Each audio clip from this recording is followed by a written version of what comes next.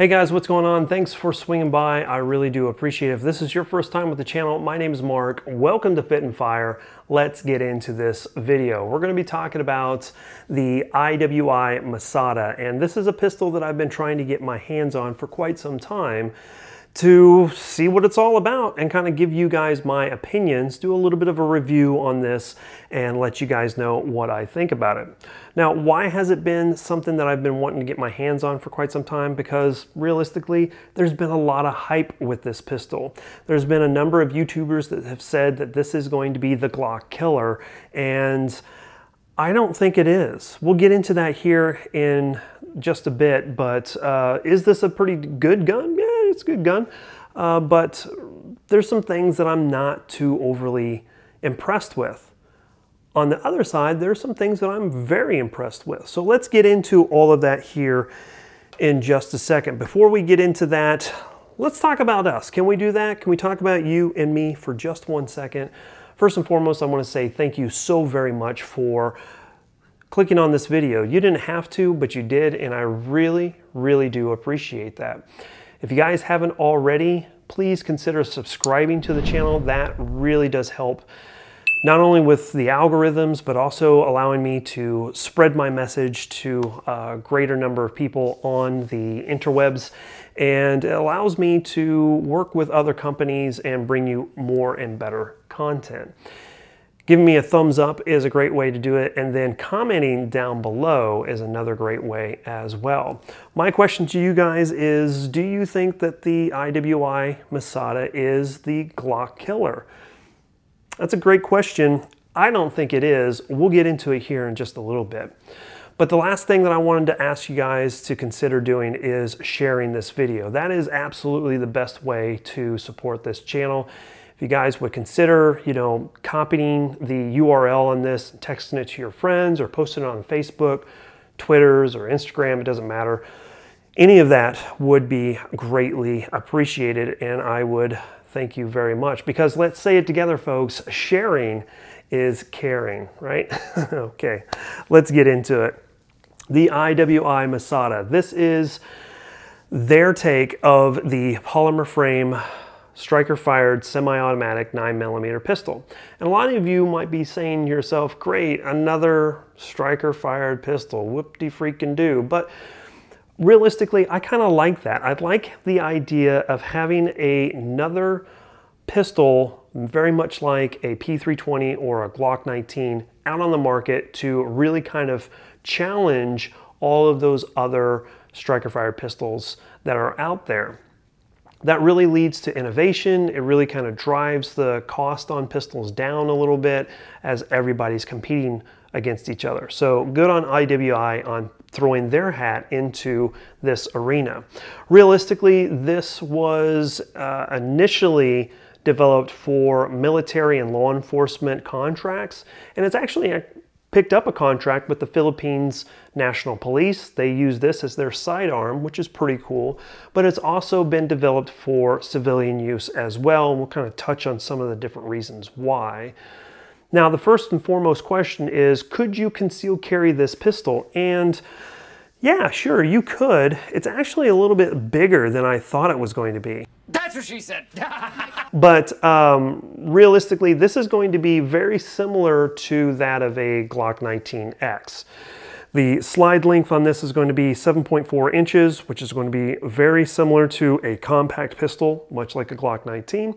And then it's going to have a full-size grip because of the 17-round magazines that it has. So again, very similar to the Glock 19. It's going to have a 4.1-inch barrel, again, very similar to that of those compact length striker-fired pistols. First rounds, Masada. Here we go.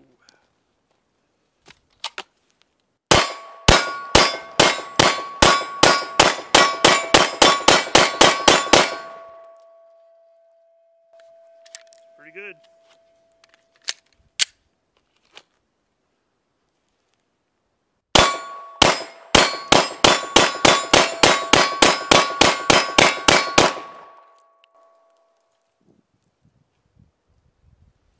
Not too bad.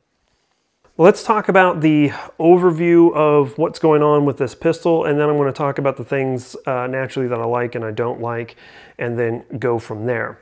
First two things that I'm going to look at any pistol, regardless of what it is going to be the sights and the trigger.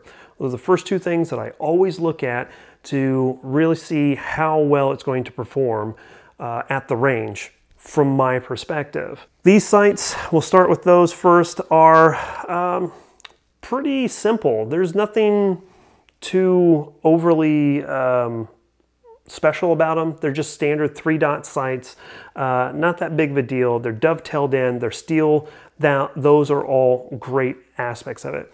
I'm not a fan of 3-dot sights. I prefer a high-vis front dot on the front sight and then blacked out rears.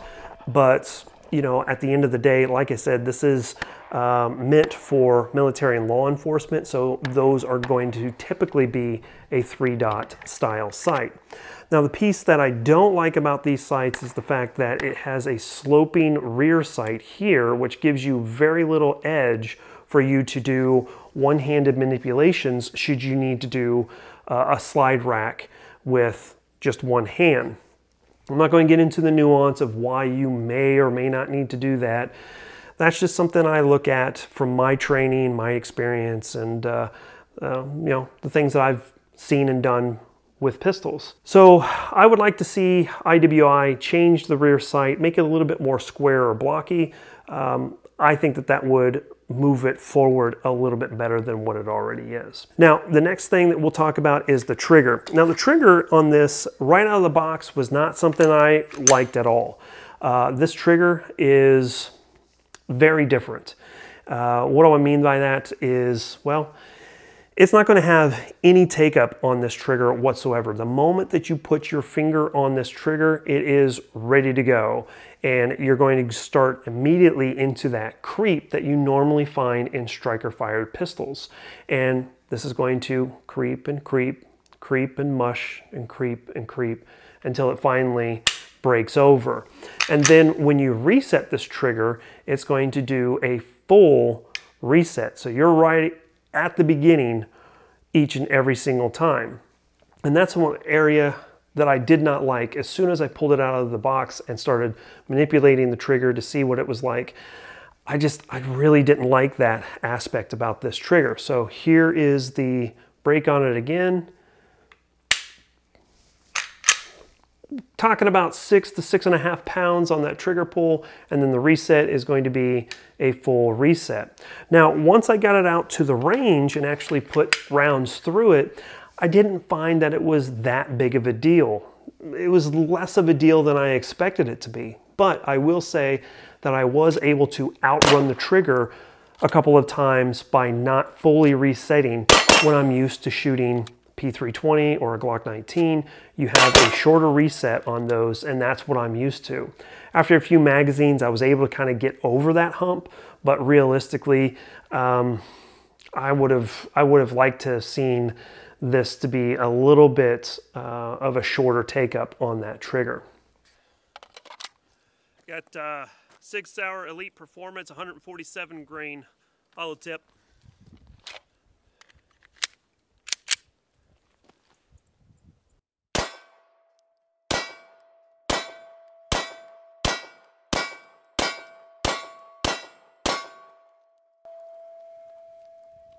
Feeds, no problem.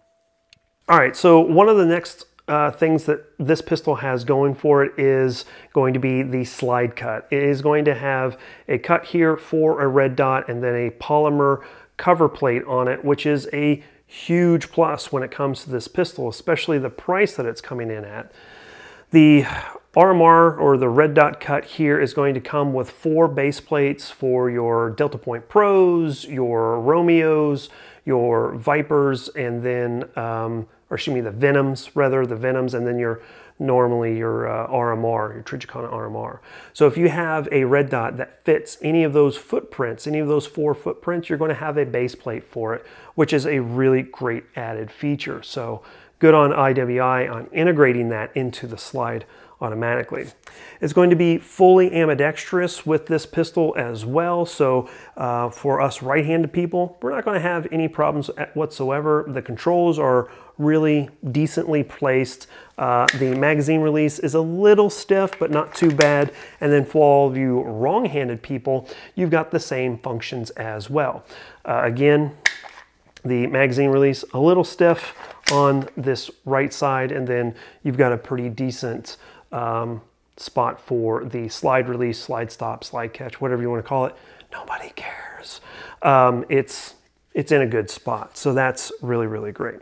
Now, one of the interesting things about this pistol is realistically, the Masada is basically a love child between the P320 and a Glock 19.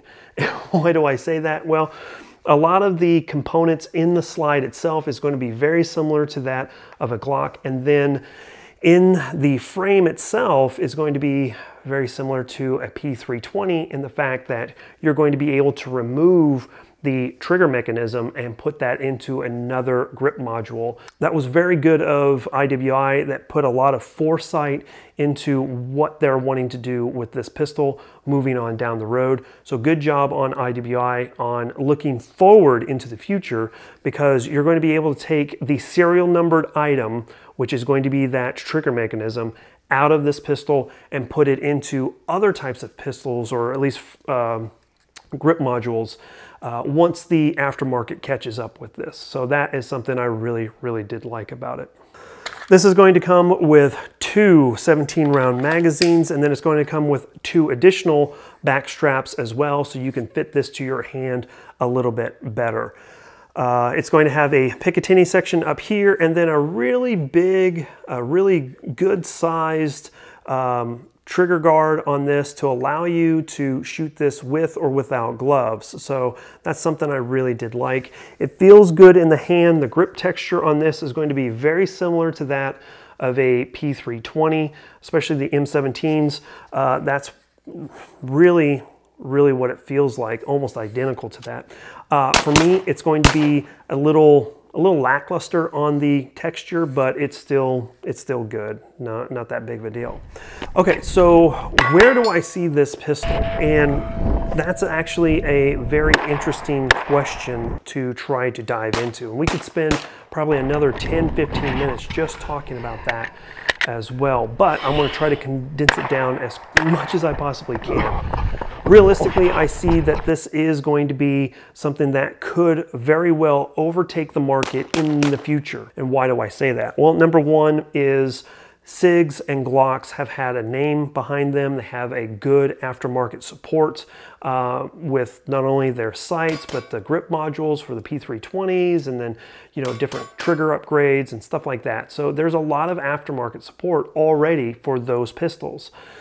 With this pistol, there will be good aftermarket support, but it's just not there as of yet. In addition to that, those other pistols have been around for a number of years, so they've kind of worked out some of their kinks. They've worked out a lot of their issues. This is still about 2 years old, so if there's any major issues, a lot of those issues may not be popping up right as of yet. So time will tell on how reliable this pistol is. I personally have only had about 300 rounds through it.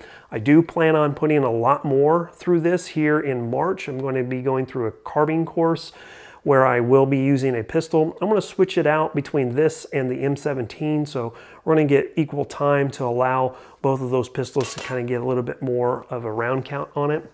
And then we're going to compare that pistol to this pistol and talk about that in the future. So stay tuned for that. Really what I see is that this pistol is going to be a great pistol for people to, you know, get in on right now, and then have a pistol that they can add a red dot or change out the grip module in the future. They can get in on this right now. They can get used to it. They can get it out to the range. Feel what the trigger's like, again, get used to it, and then as they move along, as they save money, they can upgrade this pistol on down the road. And that's actually its major plus behind the Masada, is the fact that it has so much ability to upgrade. Can you upgrade Glocks and Sigs, yeah, you can.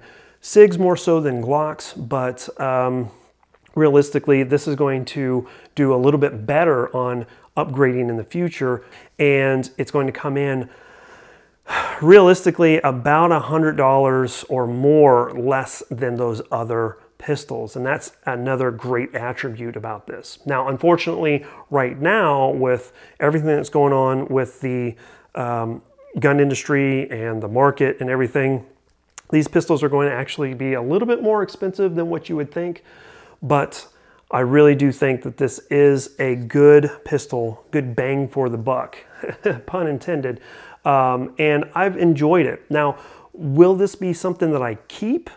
I don't know. I don't know if I'm going to keep it for very long, but I have been very interested in it so far. I've enjoyed it so far, so we'll see how it goes over the next few months, especially as I go through that carbine course as well.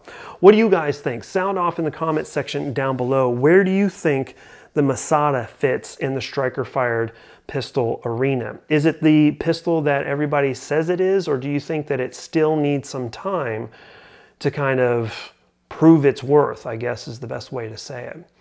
With that being said, that's really all I got this time. I've had a great time with this pistol. I hope you guys enjoyed this video.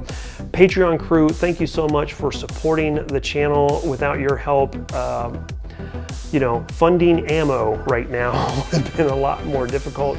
You guys are making that happen. Thank you so much. If you guys are interested in becoming a Patreon, that link is right down in the description below. All right, so we'll get out of here. Thanks again so much, you guys. Stay tuned for some more great videos, some more comparison videos, and we will see you guys next time. As always, freedom through strength. Here comes a high five. Take it easy, y'all. See you later. Bye.